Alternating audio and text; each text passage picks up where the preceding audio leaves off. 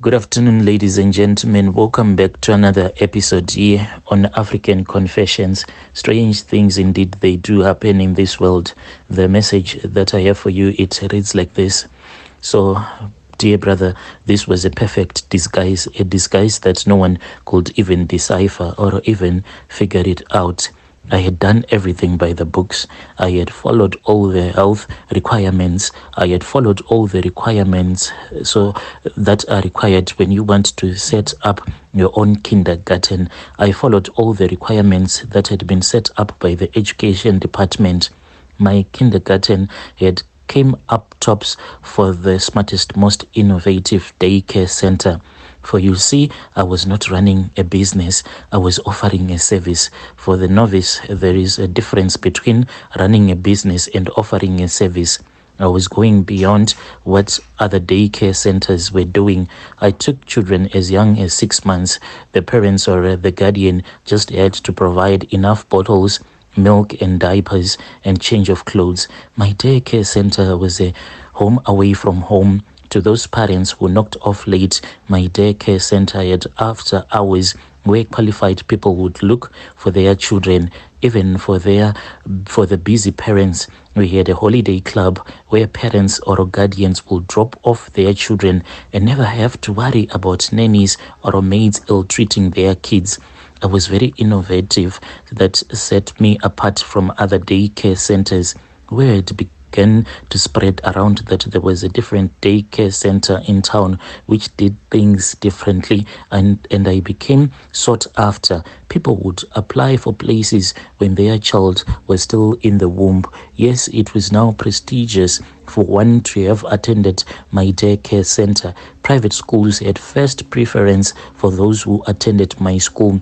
To boost the stats, I had brokered a deal with a top government official to have his child attend my daycare center. Always for free, of course. The child will attend and he will be attending at my school tuition free. Mine had been a calculated move. As soon as people heard that the child as such and of a such and such minister was at my school, the demand had spiraled out of control. You see, my people, they want to be associated with the top. I should commend myself for such sheer brilliance. In fact, the place had received various prizes for different things, but no one suspected that I was harboring a secret that I was guarding with my own life, a secret that would destroy all that I have worked for, a secret if when it came out, the journalists would have a field day about me. So that is why the day care center was the perfect disguise for me to hide the juju snake that feeds on the used diapers that would have been used on these kids. The perfect hideaway because it had to be surrounded by children, by pure children, pure souls, untainted by the world, untouched by anybody. The person who had given me this snake said that children had to touch it, to play with it, for they will only be able to see it, but the adults, they will never be able to see this snake. Once a child touches it, that will be the end of it, and I'll start to make a lot of money. And this is my own confession.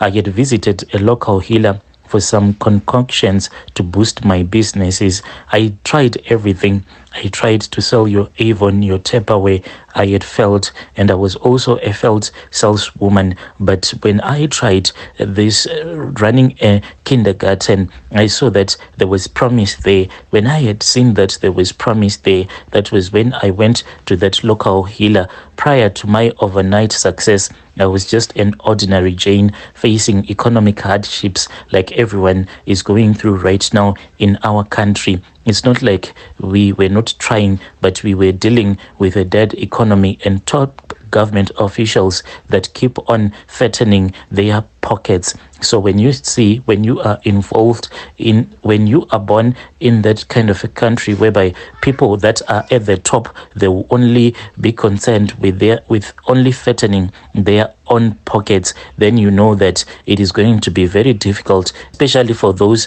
that want to start their small businesses. It becomes very difficult. Even when I went to get my papers sorted out when I wanted to have my kindergarten registered. It proved to be very difficult because cold drink was needed, and at that time I was really broke. I did not have any money. I was running my daycare center at a loss. The little money that I was getting from my other small business, I was pumping it each and every day into that daycare center. It was really tough. Oh yes, it was really tough. Me and my husband, we had a divorce. This was after I had told him that I needed him to sell our only car because we only had one bakkie that we had. So I wanted to sell that car so that at least I can pump that money directly into my daycare center. My husband then told me that he had seen that I had now lost my marbles.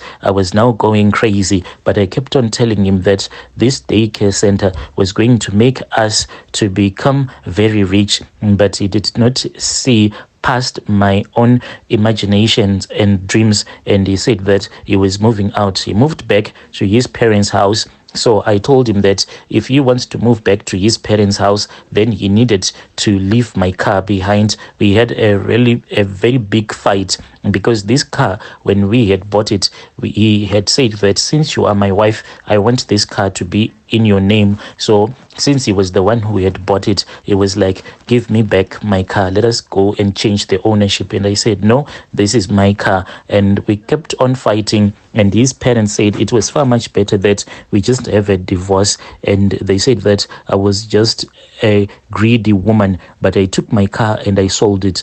I took that car and I renovated my daycare center. And some of the money, I then went and I gave someone some cold drink somewhere, so that my papers can be quickly processed. And we were now official. So the first boy that I actually sacrificed was this other boy who was a first grader. So I will call him Lutando. And when he came to our daycare center, he was the one who saw this snake.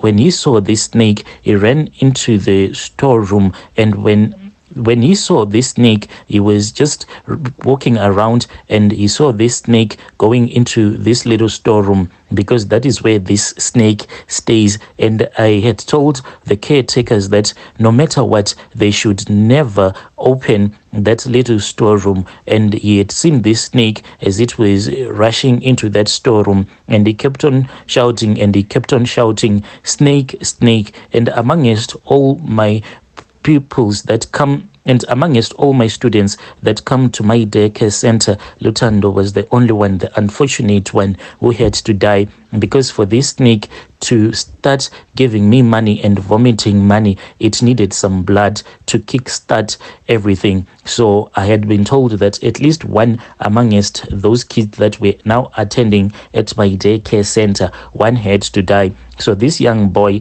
he was going already at this other private school. So since his parents, they had came to our school just to ask around, and when I had told them that if they were going to bring their kids to my school, we were going to skip a lot of processes and I was going to give them a discount for the whole year.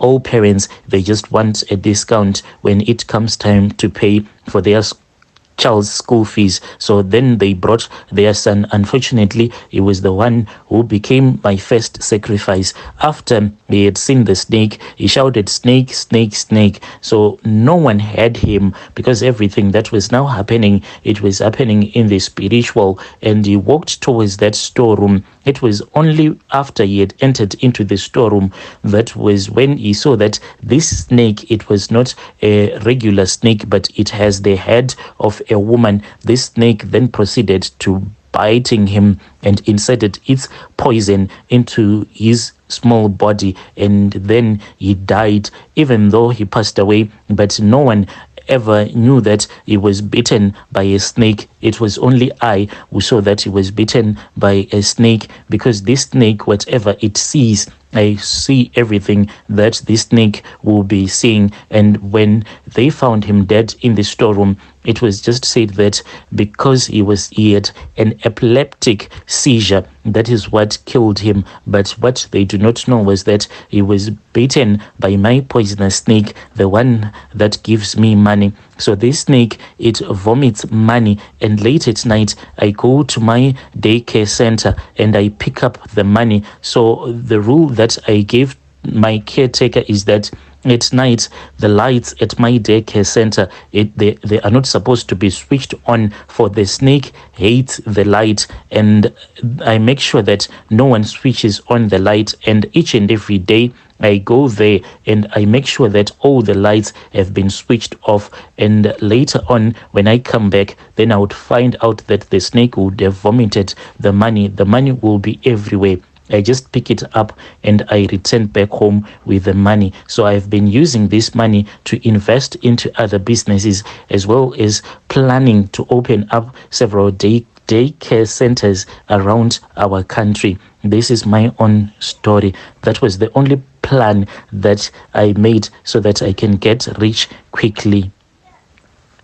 Dear listeners, right there was a message that was sent to me by one of our admins. Strange things do happen in this world. Yo.